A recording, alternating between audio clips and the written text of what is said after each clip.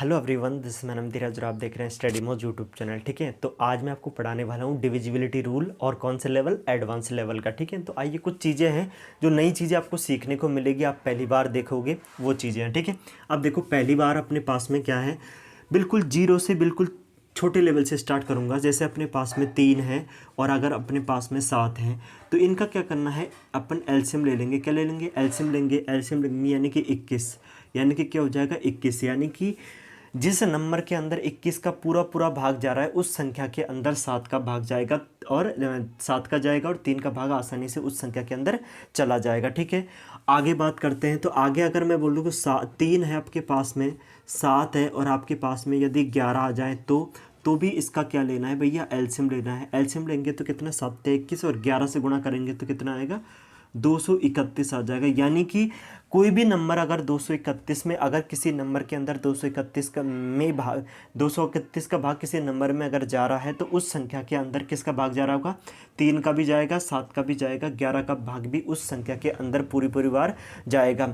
ये जो divisibility rule है ये आपको कैलकुलेशन में भी बहुत ज़्यादा हेल्प करते हैं, इस बात को आप ध्यान रखें। ठीक है, अब देखो, अब अगर मैं बात करूँ तो अपने पास में 3 है, ये 7 है और ये 11 है, आपके पास में 11 है। और अगर मैं 13 की बात कर दूँ तो 13 अब एक शामिल कर लेंगे 13 के, तो इसको अगर मैं करूँ तो कितना आएगा? तो जब भी अभाज्य संख्या को एलसीएम लेते हैं तो आप क्या करो, डायरेक्ट मल्टीप्लाई कर देंगे। तो मल्टीप्लाई कर दो इसको अपने पास में, तो 13 एकम 13 और 13 39 और 40 आपके पास में, 13 39 और 40 और 13 26, 26 है अपने पास में है, तो ये कितना आ जाएगा? इतना आएगा। बोलो 26 और 4 कितना हो जाएगा? 30 हो जाएगा। तो कितना आएगा? ये अपने पास में 3003 आ जाएगा कि नहीं आएगा? आपने बोला बिल्कुल आएगा सर, बिल्कुल आ जाएगा। ठीक है, अगर मैं बात करूँ अब देखो इतना आ गया आपको। अगर कोई नंबर अपने पास में, अगर कोई नंबर 3003 का किसी नंबर में पूरी भाग जा रहा है तो उसके अंदर 3 है, 7 है, 11 है और 13 का भाग भी आसानी से जाएगा। ठीक है, अब देखो, अब मैं आपको कुछ चीज़ें बताता हूँ जो अपने पास में, जैसे कई बार आ जाता कि 7 है, 11 है, 7 11, 7 और 11 और 13 की ही बात कर रहा है, तो 7 11 13 है, तो इनका एलसीएम लेंगे तो कितना आएगा? ये आ जाएगा 1001 अपने पास है। यानी कि कोई भी नंबर अगर वो उस 1001 है, अगर उस 1001 के जिस भी नंबर में 1001 का पूरी बार भाग जाएगा वो नंबर किस किस से डिविजिबल होगा? 7 से होगा, 11 से होगा और 13 से भी डिविजिबल होगा। ठीक है ना, इन चीज़ों को ध्यान रखें। और समझाता हूँ मैं आपको। अगर मैं बात करूँ अगर अपने पास में और देखते हैं, जैसे 7 है, जैसे 11 है और ये 13 है, और अगर अपने पास में आ जाए 37 है, तो 37 का भी एग्जाम में क्वेश्चन आता है, तो 37 को भी समझते हैं। तो इनको क्वेश्चन समझने के लिए अपन क्या करते हैं, अब गुणा कर देंगे अपने पास में 37 0 और ये अपने पास में 37, यानी कि 37,037 है। जो 37,037 है ना, ये आपके पास में यानी कि इन सबका जिस भी नंबर के अंदर इसका भाग जा रहा होगा उसके अंदर 7 का भी जाएगा, 11 का भी जाएगा, 13 का भी जाएगा और 37 का भी भाग उसमें जाएगा ही जाएगा। ठीक है, तो आइए अब अगला चीज़ समझते हैं अपन। तो इन सबको आपको ध्यान रखना है भाई। ठीक है, अब देखो मैं आपको दो तीन चीज़ें आपको और सिखाता हूँ। जैसे अपने पास में, जैसे आपके पास में जैसे ये इम्पोर्टेंट चीज़ है, यदि कोई नंबर आपके पास में बार बार रिपीट होता है, 2 डिजिट का नंबर यदि 2 बार रिपीट हो जाए, 2 डिजिट का नंबर यदि दो बार रिपीट हो जाता है तो अपन क्या करेंगे? देखो, ये जब भी 2 बार का डिजिट होगा तो अपने पास में ये हमेशा 101 से डिविजिबल होगा। हमेशा किससे होगा? 101 से डिविजिबल होगा। आप बताओ कैसे करेंगे? तो देखो, आप इसको ऐसे लिख सकते हैं कि 2500 लिख सकते हैं, 2500 प्लस 25।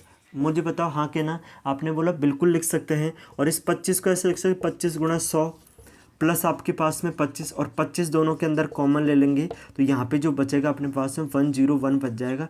यानी कि अगर कोई 2 डिजिट का नंबर आपके पास में, यदि 2 डिजिट का नंबर आपके पास में 2 बार रिपीट हो रहा है, यदि 2 डिजिट का नंबर 2 बार रिपीट हो रहा है तो वो नंबर 101 से डिविजिबल होगा हमेशा ही। इस बात को फिक्स है, ये क्या है? फिक्स चीज़ है अपने पास में। दूसरा जो आपके पास में ये है, अब सपोज करो आपके पास में अगर 3 बार डिविजिबल हो जाए, 3 बार अगर ऐसे ऐसे हो रही है तो ये किससे होगी? ये अपने पास में 1 1 से डिविजिबल होगी, ये नंबर हमेशा ध्यान रखना है, ठीक है। हमेशा ये चीज़ को ध्यान रखना है कि 101 आपको, देखो अब इसको डायरेक्ट कैसे करें।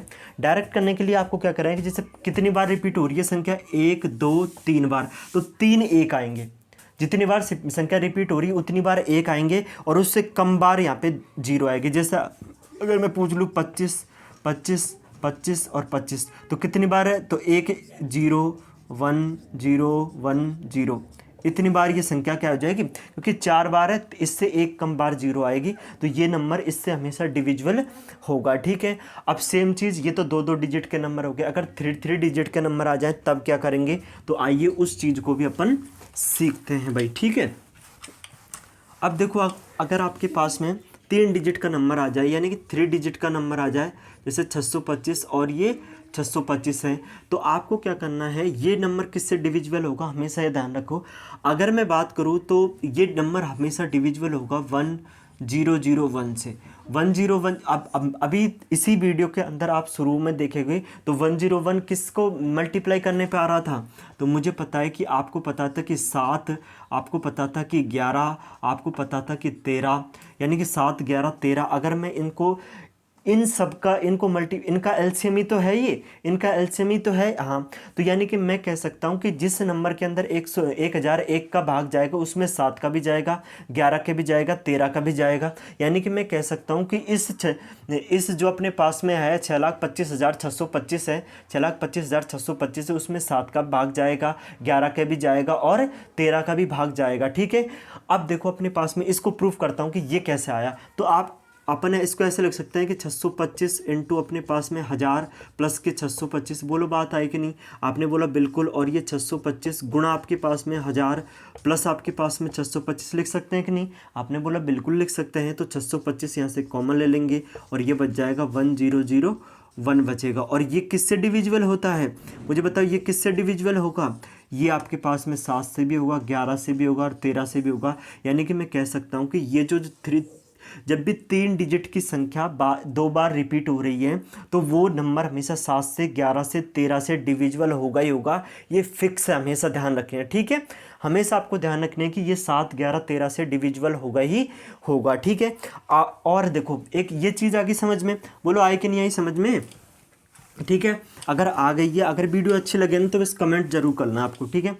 अब देखो आगे वाली जो चीज़ें हैं वो मैं आपको समझाता हूँ कि यदि आपके पास में जब भी कोई नंबर आपके पास में जैसे 666 आ जाए, यदि 3 डिजिट नंबर है और तीनों डिजिट सेम है, यदि ध्यान से सुनना, यदि 3 डिजिट नंबर है और तीनों डिजिट सेम है तो वो नंबर हमेशा 37 से डिविजिबल होगा, 37 से और 3 से डिविजिबल होगा। इस बात को ध्यान रखना कि वो नंबर हमेशा ही 37 से और 3 से डिविजिबल होगा उस नंबर के अंदर। यानी कि अगर मैं बात करूँ 37 और 3, इस नंबर के अंदर 37 का भाग 100% जाएगा, 100% बात कर रहा हूँ मैं, ठीक है।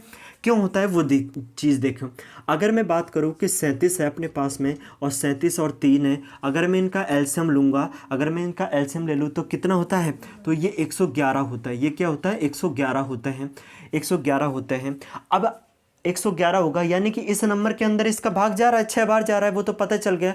यानी कि अब यदि मुझे कहीं पे भी कैलकुलेशन करते टाइम, देखो ये इनका जो बेनिफिट है वो कहाँ है, यदि कैलकुलेशन करते टाइम कहीं पे भी अगर इस तरह की, कहीं पे भी अगर इस तरह का आ जाए 555, तो अपन को ना, अपन पता नहीं लगा पाते कि अपन इसमें किसका भाग जाएगा। अपन को ये तो पता है कि इसमें 5 का भाग जाएगा, 5 का तो चल जाएगा, लेकिन अपन को ये पता, इसको देखते आपके दिमाग में क्या आएगा, अगर इसको जानने के बाद कि भाई इसमें 37 का जाएगा, 3 का भी जाएगा और इसमें 5 का भी जाएगा, और बस, और काटने में बहुत आसानी हो जाएगी। इस बात को आप ध्यान रखें, ठीक है भाई।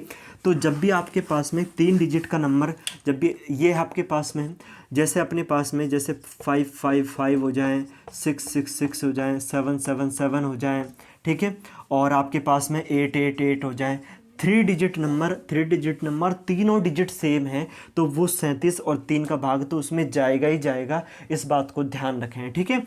तो आई होप कि ये चीज़ें आपको समझ में आएगी। और ये डिविजिबिलिटी रूल का एडवांस लेवल है, ऐसा नहीं है कि आपको 3 का 2 का 3 का तो नहीं सिखाया मैंने, आपको कंपाउंड सिखाए मैंने, जोड़ के सिखाए हैं।